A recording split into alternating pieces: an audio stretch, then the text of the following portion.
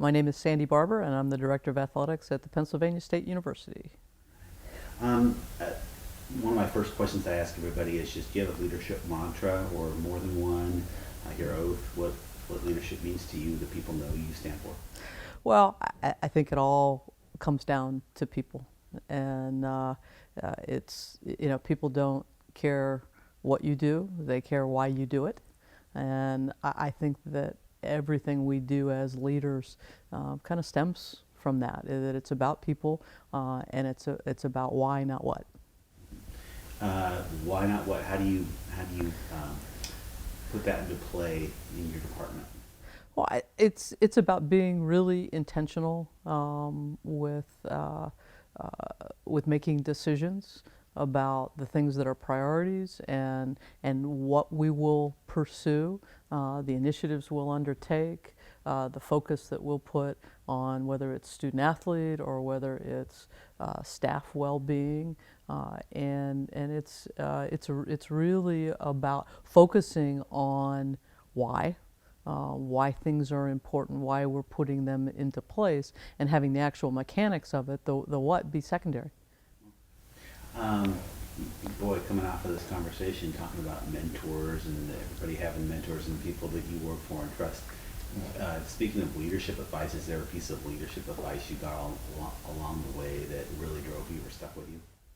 Well, I think it's been an evolution, and it's certainly I've been really fortunate to have had great mentors along the way, and more than anything, it's that people took an interest, invested, said that they cared about me and that I mattered, and that my well-being and my future success and that mattered, and I think that gave me a lot of confidence to move forward, and so what I've then tried to do is model that same behavior and invest in others, and whether it's folks on my team that are a part of what we're trying to do for our organizations, or whether it's folks that are young people in intercollegiate athletics, and you wanna make sure that what we've spent careers doing and investing in, that it's left to folks that really care and that have the right things in mind and have the right things that are important and are priorities. And I think that's what a lot of us are trying to do every day.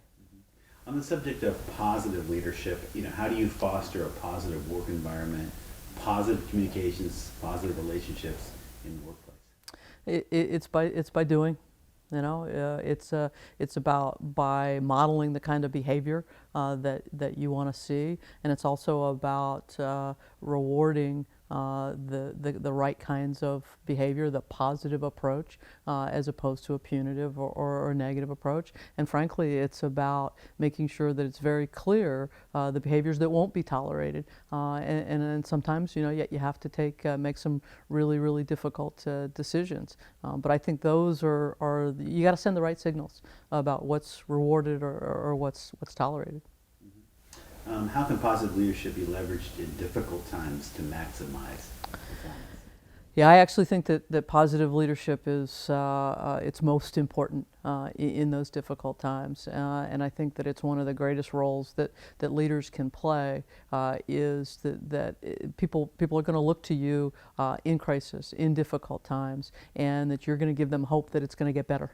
That there's a better day ahead, that we can work our way through this, keeping our values and our integrity intact, and that tomorrow's going to be a little bit better, and that you give the collective, you give the organization the hope that's what's out there. Is that a state of mind, or is that something you can train yourself? Because when stressful times come on or difficult situations, that's where the character comes out. You have to tell yourself, I need to be the positive person in this room. Well, you absolutely do have to tell yourself that, and you have to discipline yourself to that those are the things that you show externally. There's no doubt it's the whole duck thing. Under the surface we're paddling 100 miles a minute, but at the same time you also need to believe that. as the leader, you need to believe, okay, we're going to get through this. This is going to be, we're going to make this better. We're going to, the organization is going to survive this. The organization is going to thrive, ultimately thrive through this, because it's the same self-talk that you're conducting internally, that you're asking those around you to do the same thing.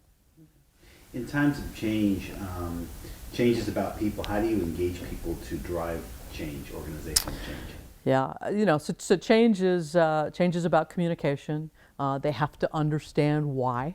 Why is the change necessary? Why is the change preferable? Why is the change going to contribute to the values and the mission and the vision of the organization? And then you've got to listen. You got to hear people out. What are their concerns about the change? There are a lot of artificial barriers that we put up in our organizations and that we put up for ourselves individually. But if we listen, if we engage people, if we ask them their opinions and their thoughts, I think those barriers start to come down.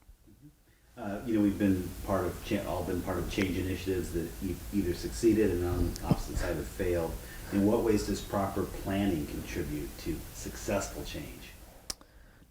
I think planning certainly is an essential part, because you need to lay out the path.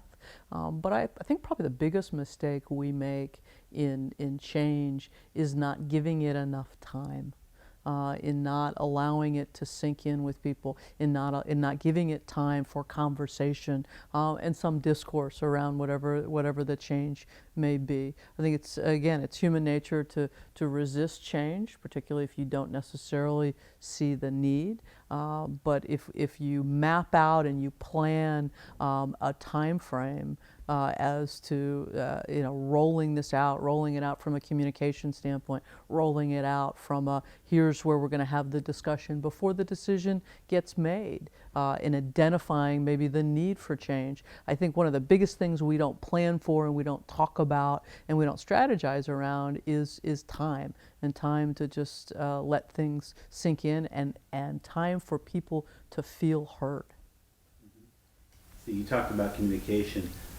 It's the lifeblood of organizations. How do the best organizations and teams manage and leverage communications? Well, it's got to become natural.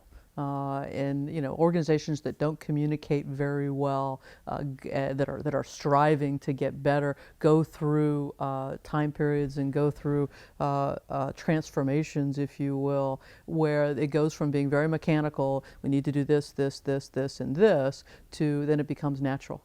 Of course I need to let everybody on the management team or everybody on senior staff or everybody on leadership know about this or that, or we're about to make an announcement. So it needs to go to these six groups. And it also for communication to truly be integrated into an organization, it needs to become seamless. It needs to become second nature. That I speak freely. I talk about these things whenever we're in larger meetings, those kinds of things. But that takes time, and it takes a dedication, and again, it takes an understanding of why that helps to contribute to the success of any given organization. That's when you'll do it. If you understand that it will contribute to both individual and collective success, then you'll commit to doing it. What's the value of collaboration over competition? I think it's one of our biggest challenges in intercollegiate athletics is that we compete every day on every level, and so to kind of let your guard down and collaborate sometimes is difficult. But I think you have to understand that we all have our own points of difference. That no matter whether somebody knows our secret sauce or they can't duplicate it because they're not us, and vice versa. We can't duplicate somebody else's.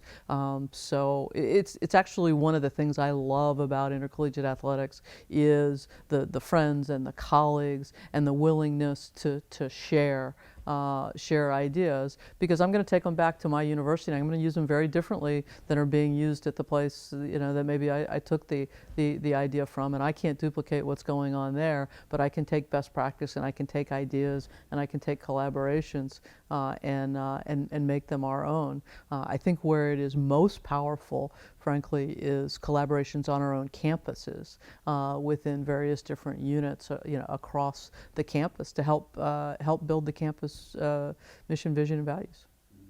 Definitely. What's the value of having a culture that's data-driven, based on facts rather than anecdotal information?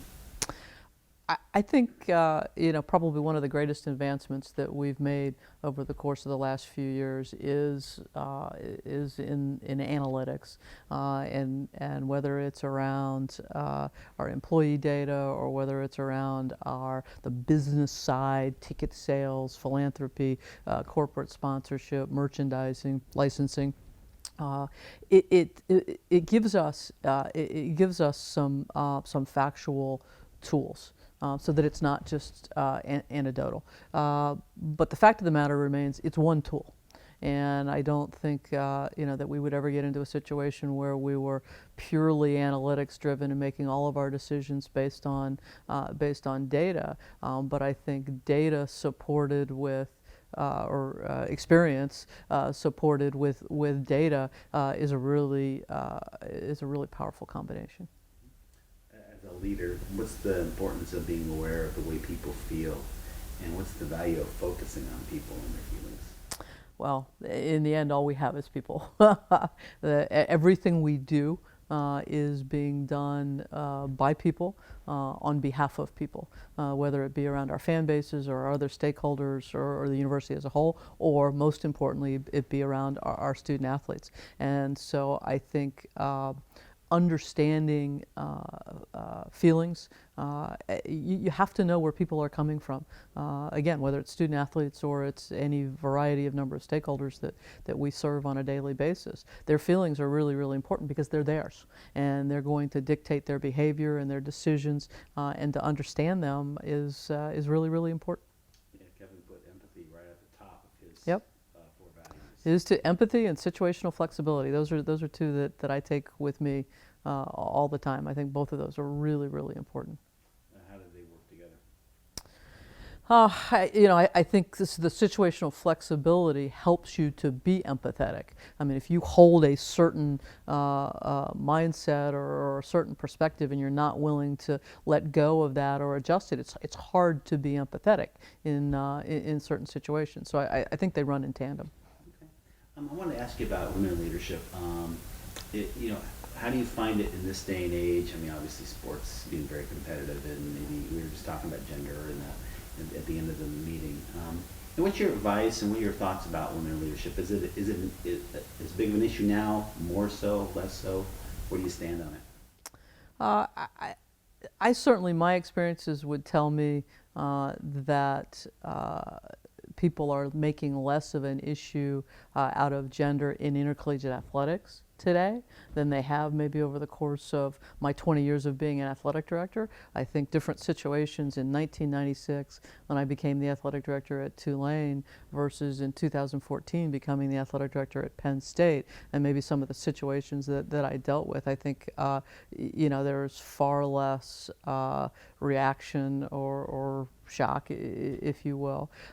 Having said that, it's still clearly a male-dominated enterprise, and I think women face certain challenges. Having said that, being an athletic director at the Division 1A level today is an extremely challenging position.